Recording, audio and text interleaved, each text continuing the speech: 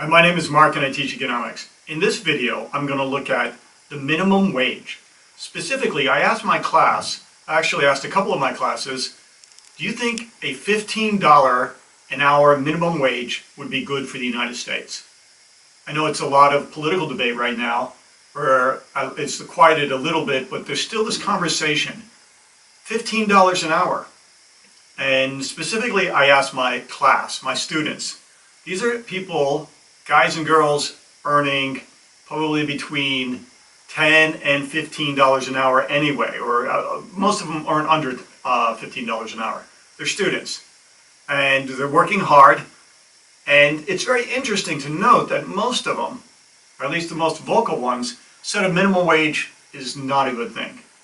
Okay, so if you know economics, you know that minimum wage is a price floor, and it can distort the market, the equilibrium, and the net result is you'll have some deadweight loss, consumer and producer surplus. But in the general sense, I'm going to go down the list of the things that we brainstormed and we came up with in class. So, this is not from some official textbook. However, it did yield pretty much the same results, if not better, the discussion. I believe that, most of knowledge, I'm kind of a Platonist, is within. And if you just probe and ask the questions, the truth comes out. So forget these textbooks written by PhDs. I'm getting a PhD myself. Let's ask the students. Okay, on the bad side, the pros and cons of a minimum wage. On the bad side, they said prices would go up. And that is probably true because it's a cost into the producer, and probably they're going to have to pass some of the costs on to the consumer. However, my rebuttal to that is prices usually go up because of Federal Reserve action. Either they're pumping money, lowering interest rates, and evidence of that is simply between 1787 and 1913. A dollar in 1787 was $1, and in 1913 it was worth $1.06. Federal Reserve was started in 1913, and that same $1 in 1913 equals in 2019 4 cents. Okay, that's Bureau of Labor and Statistics. You can fact check me. So inflation is really a monetary phenomena. So there may be some demand push inflation or cost, passed on inflation, but I would say that's probably a minimal argument. But it's interesting. The next one is decrease in demands for goods because prices are higher. This is a corollary to the first one. And, maybe that would happen. Maybe there's some offset to that. That if a hamburger now costs, let's say, $6 at McDonald's, because they have to pay the workers $15 an hour rather than the pittance that they're making now, and all happy faces, smiley faces for whatever they make, and I think it's minimum wage or just barely. There's an argument they'll get less income in the companies, and that's not good for the economy as a whole. Okay. So another one is less people will be hired. I think this is a pretty straightforward one that most economists say. If the total cost, variable cost is higher, and they're not going to be able to cut their profit margins, then they're going to hire less people. It just makes sense. Somehow they're just going to be able to, the current workers have to do more. They're going to have to do more with less. And so you might start seeing a spike of unemployment. We're going to get back to that. Another one is businesses could go under. There's a lot of mom and pop shops there, not these large mega companies that could absorb the cost, but they're just barely getting by on a margin. And if you push it up to 15 an hour, I don't know. They may or may not make it. Their break-even point, their shutdown point may not be there.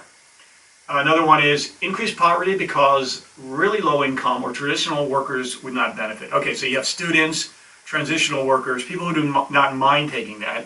And, companies are not hiring as much because they know this variable cost of an employee is pretty high.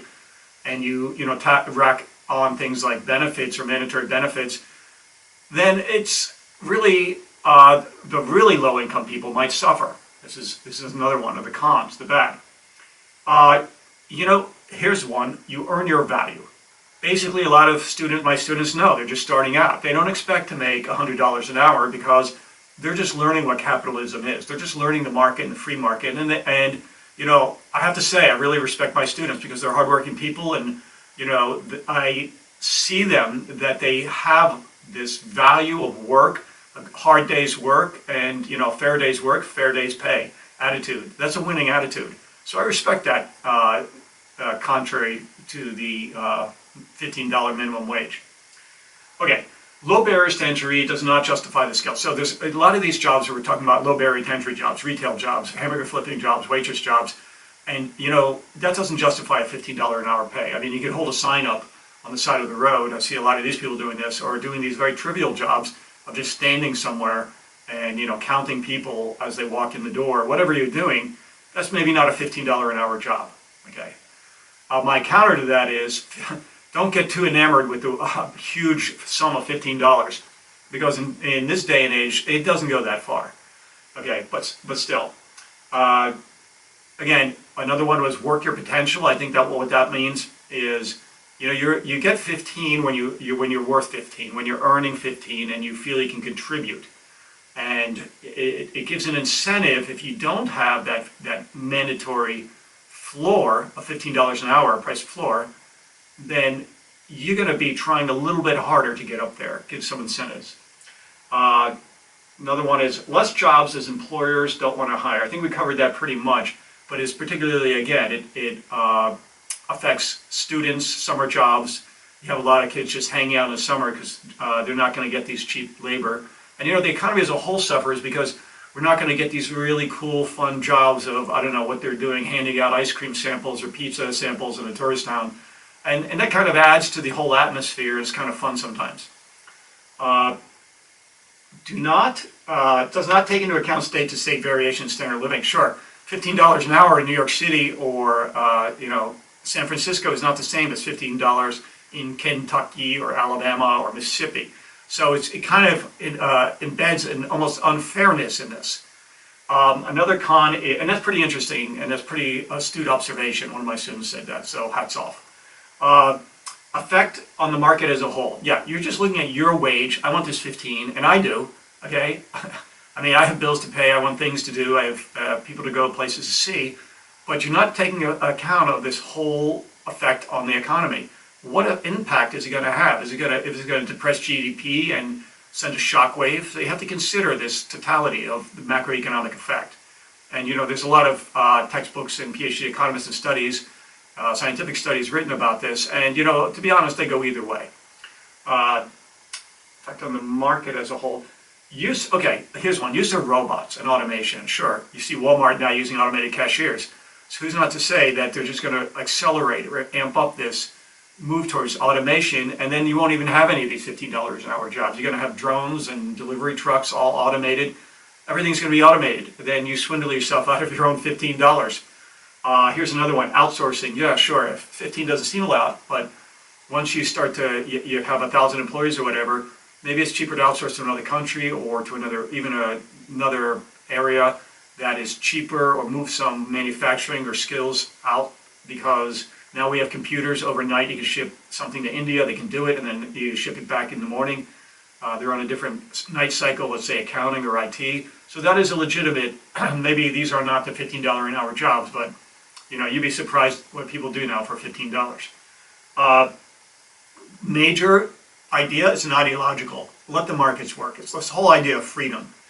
If I'm a business owner, I'm an entrepreneur, whose business is it? Who is the government to say to stand over my shoulder? Because we know what happens when ideology and government mix together and try to impose ideas on other people. Okay, so those were the cons against minimum wage, specifically a $15 an hour minimum wage. Here are some of the advantages.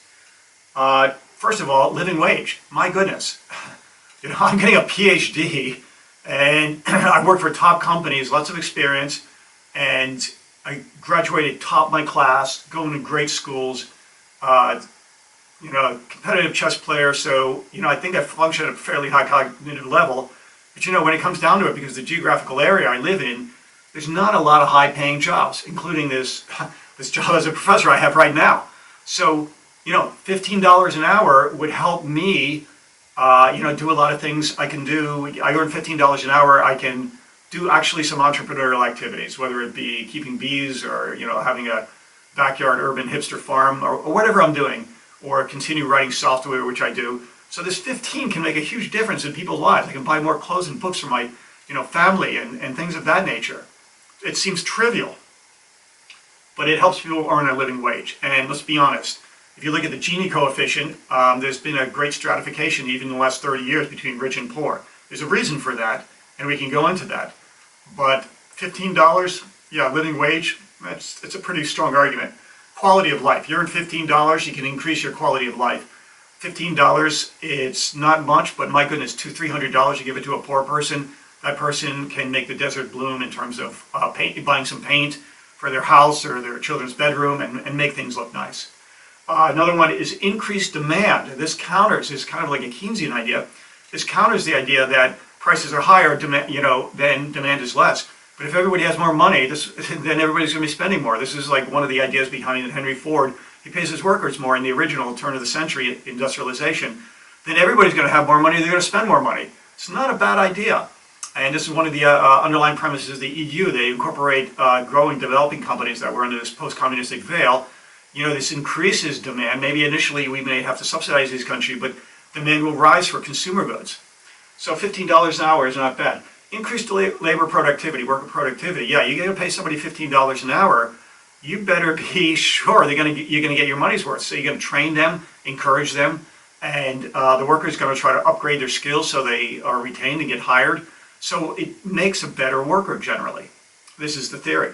Another one is $15 is not that much. Some of these guys, living high on the hog, and they're 1%. Most of these, I'm an unrepentant capitalist, but most of these guys are, quite frankly, they have a very almost elitist attitude, some of them, towards the workers. And if you know any of your bosses or any owners of these small businesses, they may be living in these big McMansions, driving BMWs and Mercedes, and you're just scrabbling by, and you're the one who's doing the work.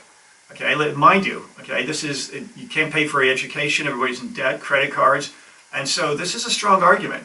Okay, so $15 is not that much. Another argument is reduced government spending on welfare and food stamps. Sure, I mean, if people are getting paid more, maybe it's a little bit government intervention, and then the threshold for minimum, their poverty level, it just automatically decreases. You're legislating it.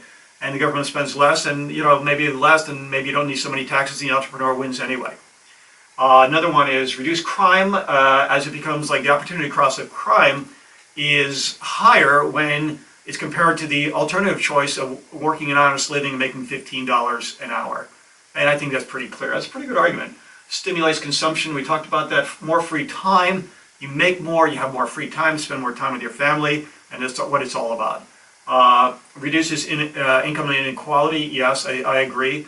Income inequality, I can go also on that. That's really caused by, I believe, Federal Reserve action, because if you look at the opportunity cost of saving an investment for a poor person, it's much higher than saving an investment for a rich person. Somebody has $1 million, $5,000 investment is no big deal, but for a poor person to save up, $5,000, it's incredibly difficult. They'll never come out of the cycle of poverty unless you give them a higher wage.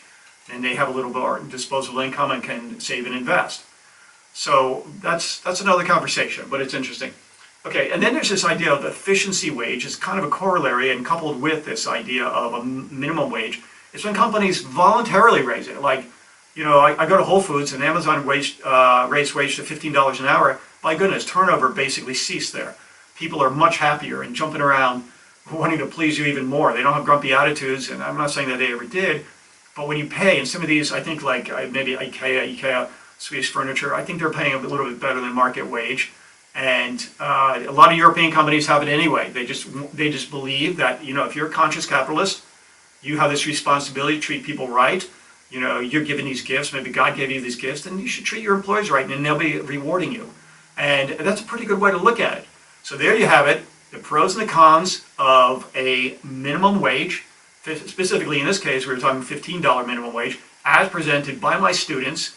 And, where do I stand? I'm generally free market libertarian, let the markets work, but also have a dual citizenship, American and European. And I can see some of this greater good, for the greater commonality of the good, especially as conscious capitalism. So, maybe there are bigger fish to fry in terms of being a libertarian, such as government waste. Maybe I should be focusing on that and be a little bit lenient on things like minimum wage or, food stamps. Because at the end of the day, I'm an unrepentant capitalist, but I'm also a conscious capitalist. So I hope you enjoyed it. It's fair game for any test or quiz, and thank you very much for the students that gave these contributions. Have a great day. Bye.